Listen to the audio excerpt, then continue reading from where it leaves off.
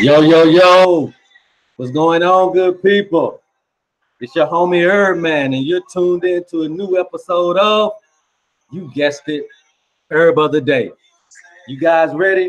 Go tell somebody to go tell somebody. Your boy's on, man. And we appreciate all of you guys for your continual support. All right. And if you're new to the channel, go ahead and hit that logo on your screen there and subscribe and hit that notification bell so that you never, ever miss another daily episode of Herb of the Day. All right. Now let's go ahead and get right into it. If you guys can't see, if you're having a problem seeing the video, please let me know.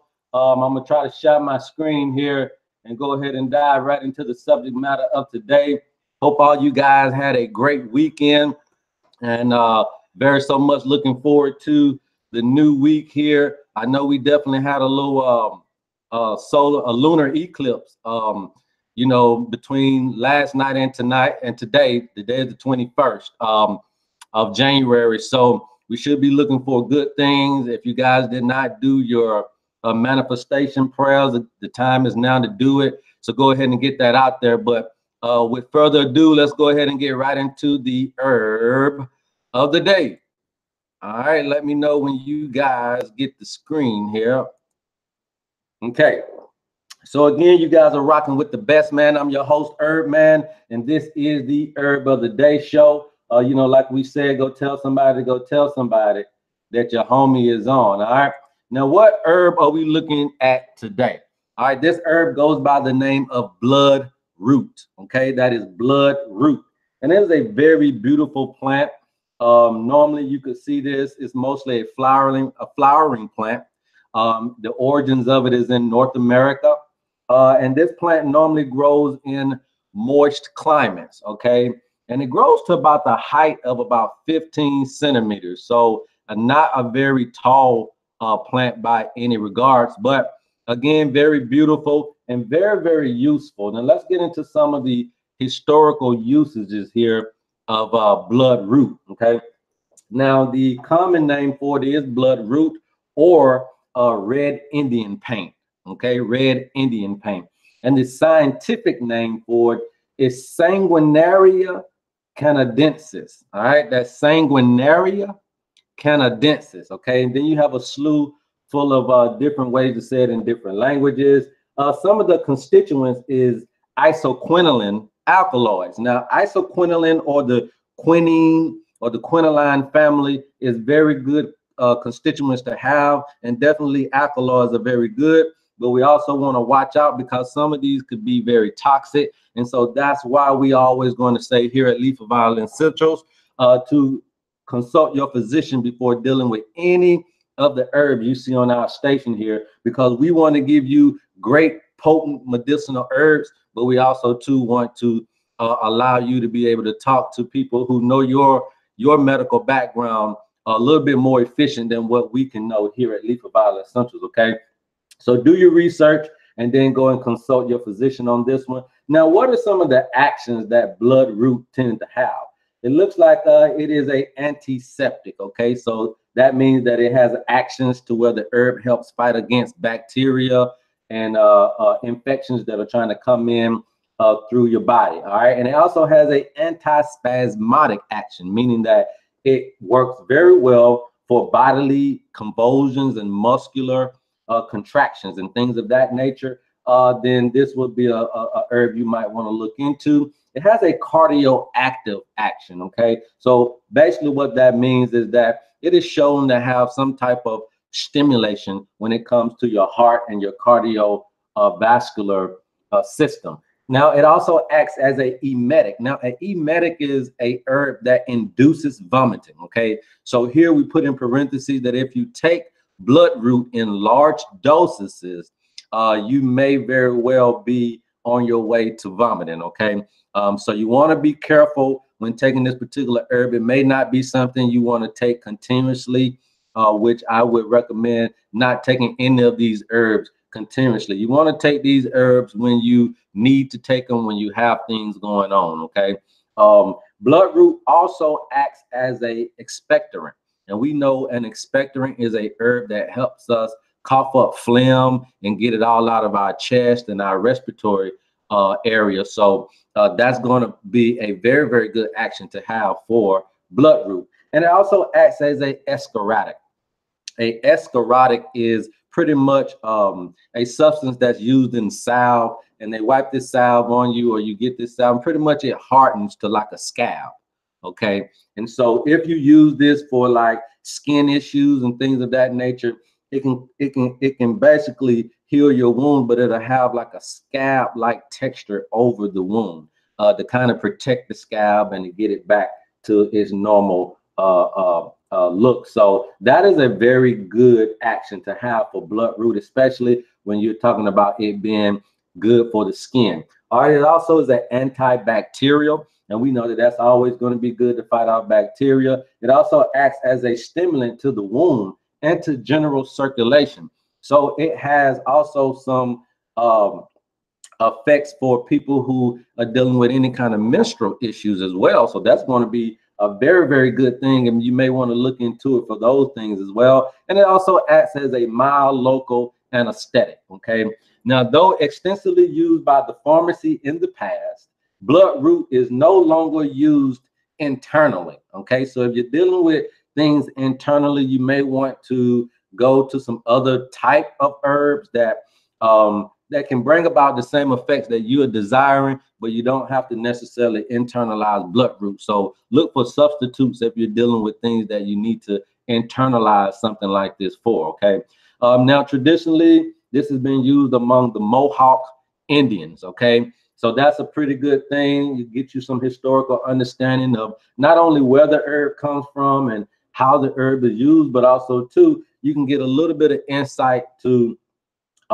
what types of people use the herb back in the day. Now, native Indian herbs are very, very good herbs to research and look into. So you guys definitely want to do your research on that because the Indians and the Africans, they kind of coincided with what kind of herbs they utilize. But again, too, with those particular respects to those types of people, they don't have a lot of scientific evidence about their herbs, but they do have physical evidence to say that those herbs did work. Okay, now what are some of the historical uses of bloodroot? We see here that it historically had been used for internal uses, right? But we know it's no longer used for that. It also too was used for drop doses for asthma, and that is because of this expectorant action that it has to cough up that phlegm. It's been used for croup. It's been used for whooping cough. All right, pneumonia. So all these things are things that are going talking about the respiratory area. It's been known to be used for bleeding of the lungs, as in tuberculosis and emphysema.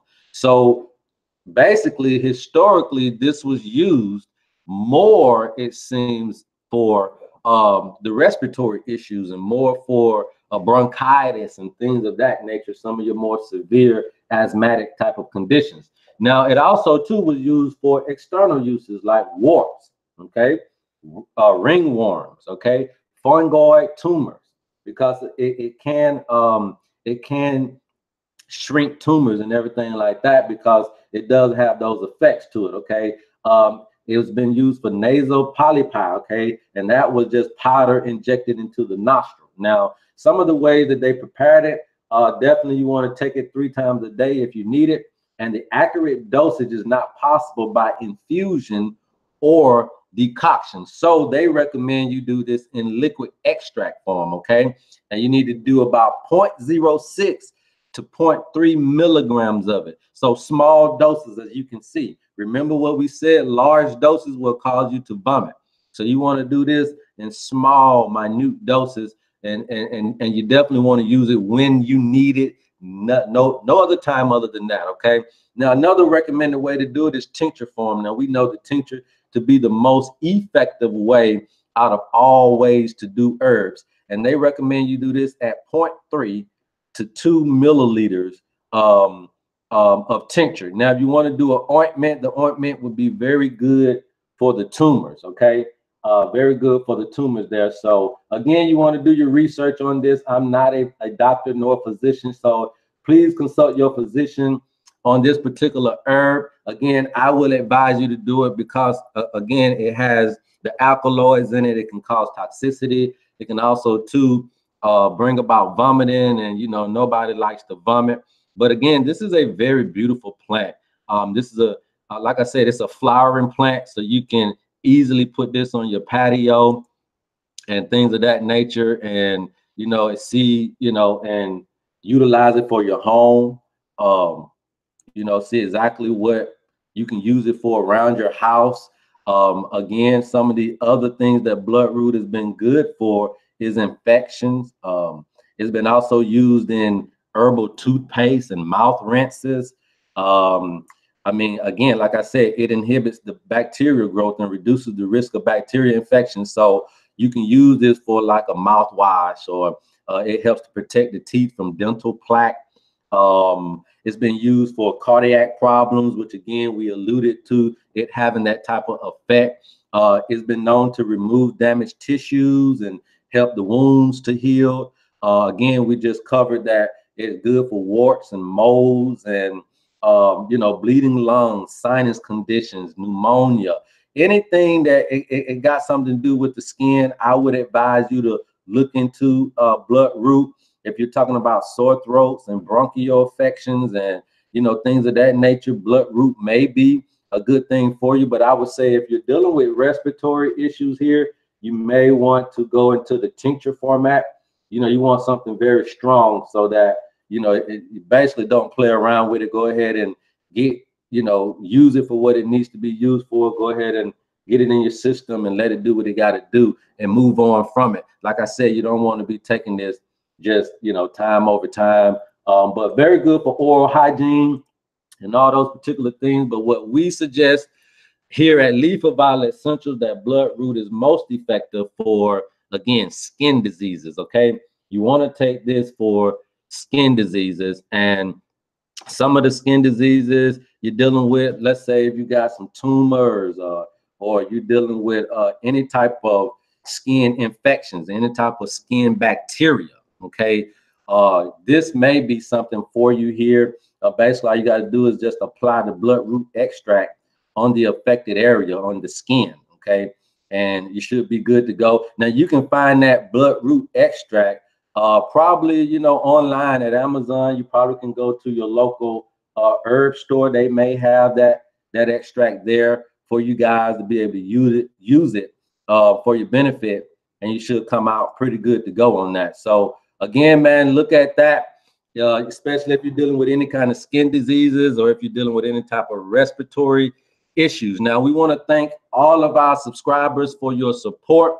We want to continue to tell you guys that if you're not subscribed, if you are not getting the notifications of the daily Herb of the Day show, please hit that notification bell. Okay, that notification bell will allow you to be notified every time we upload a video. You can also, too, continue to follow us on all of our particular social media sites here. We're also new to Twitter, so continue to follow me there at HerbMan. All right, and just to give you guys a little bit more update on what we're going to be doing on the channel. We're going to continue to bust you upside the head with this herbal education. I realize that we are the only channel on YouTube, on TV, for any, I don't care where you watch TV at. We are the only channel that is breaking down these herbs, okay, and allowing you to get all of the historical understanding as well as some modern ways to utilize these herbs, okay. Now, everybody wants to put this information in a book, but we're realizing that you're not buying those books, okay. So I wanted to put this out free of charge, put it on a free platform for you guys to have access to it. So anytime that you want to get an herb, anytime that you are dealing with an herb you never heard, hey, ask HerbMan, okay? Come to the station, look at some of the videos that you need to look at for these particular herbs and gather all the information. Do all the research you possibly can before putting anything into your body, okay? Now, this has been your episode of Herb of the Day. I'm your homie HerbMan, and you know we love you, and there's absolutely nothing you can do about it. And until next time, peace.